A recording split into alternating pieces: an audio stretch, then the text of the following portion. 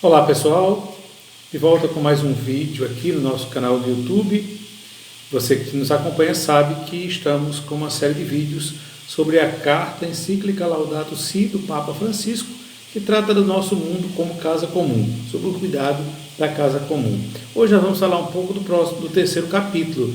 Como eu tenho dito aqui, eu não tenho feito um aprofundamento, uma discussão maior, mas um resumo para que, na verdade, eu possa instigar você a ler e se aprofundar mais no documento, tá bom? Então, o terceiro capítulo, a raiz humana da crise ecológica, é do que trata.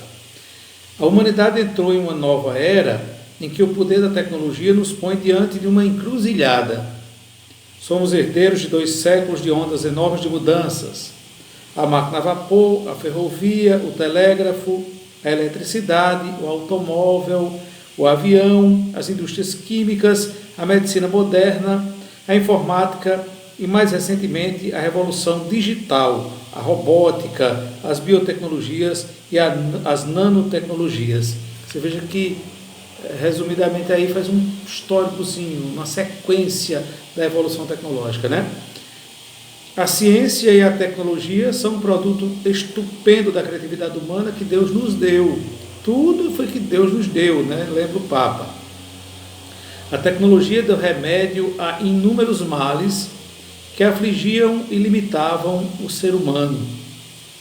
A tecnociência, bem orientada, pode produzir coisas realmente valiosas para melhorar a qualidade de vida do ser humano, desde os objetos de uso doméstico até os grandes meios de transporte, pontes, edifícios, espaços públicos. Pode fazer o bem, né? Se a gente quiser. Não podemos, porém, ignorar que a energia nuclear, a biotecnologia, a informática, o conhecimento do nosso próprio DNA e outras potencialidades que adquirimos nos dão um poder tremendo. E esse poder é perigoso quando a gente não sabe usar. É isso que o Papa quer dizer. Nunca a humanidade teve tanto poder sobre si mesma e nada garante que o utilizará bem. Sobretudo, se considera a maneira como o está fazendo. Basta lembrar as bombas atômicas lançadas em pleno século XX, bem como a grande exibição de tecnologia ostentada pelo nazismo, o comunismo e outros regimes totalitários, e que serviu para o extermínio de milhões de pessoas, sem esquecer que hoje a guerra dispõe de instrumentos cada vez mais mortíferos. Muitas vezes essa tecnologia, esse avanço é usado para o mal, né? Infelizmente. O Papa Francisco tem essa preocupação e ele coloca para a nossa discussão e aprofundamento, especialmente quem é cristão, né? A cultura ecológica não se pode reduzir a uma série de respostas urgentes e parciais para os problemas que vão surgindo à volta da degradação ambiental, do esgotamento das reservas naturais e da poluição.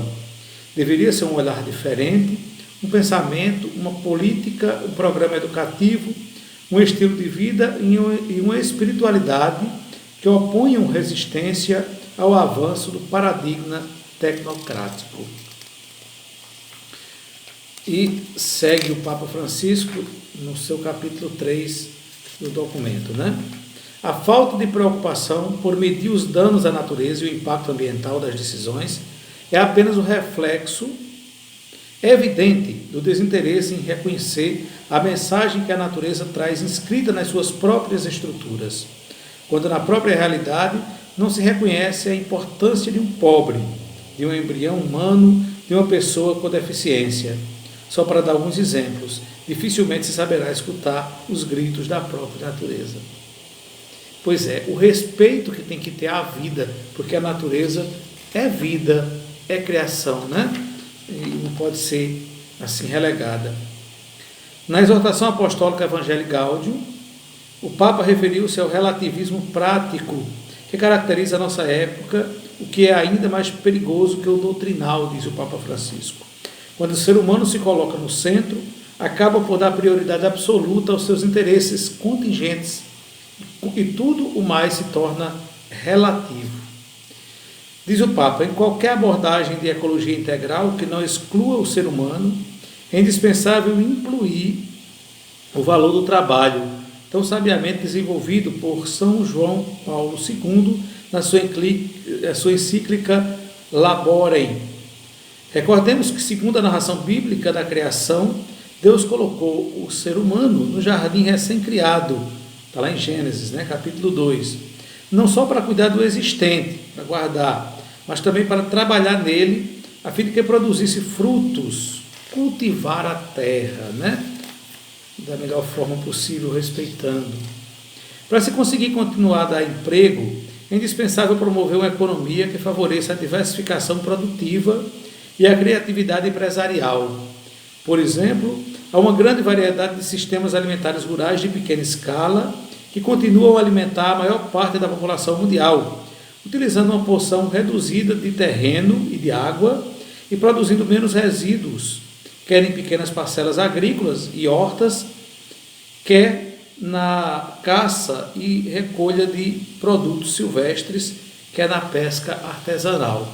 O respeito, a pequena agricultura, a agricultura familiar, que respeita muito mais a natureza, convive com ela, porque são pessoas que moram no campo. O catecismo ensina que as experimentações sobre os animais só são legítimas desde que não ultrapassem os limites do razoável e contribuam para curar ou poupar vidas humanas. Recorda com firmeza que o poder humano tem limites e que é contrário à dignidade humana fazer sofrer inutilmente os animais e dispor indiscriminadamente das suas vidas. Todo uso e experimentação exige um respeito religioso pela integridade da criação. O respeito aos animais, Muitos animais são usados para experimento humano. Mas imagina, isso já é um absurdo de alguma forma, mas é permitido porque é necessário. Agora, imagina você judiar de um animal, você sacrificar um animal por nada, É crime, Embora não disponhamos de provas definitivas acerca do dano que poderiam causar os cereais transgênicos aos seres humanos, e apesar de, em algumas regiões, a sua utilização ter produzido um crescimento econômico que contribuiu para resolver determinados problemas, há dificuldades importantes que não devem ser minimizadas. Em muitos lugares, na sequência da introdução destas culturas, constata-se uma concentração de terras produtivas nas mãos de poucos, devido ao progressivo desaparecimento de pequenos produtores que, em consequência da perda das terras cultivadas, se viram obrigadas a retirar-se da produção direta. Há muita discussão hoje em torno dos transgênicos, Que mal pode fazer à saúde das pessoas, ao meio ambiente, ao ambiente como um todo. Encerrando o capítulo, o Papa Francisco diz: quando a técnica ignora os grandes princípios éticos, acaba por considerar legítima qualquer prática.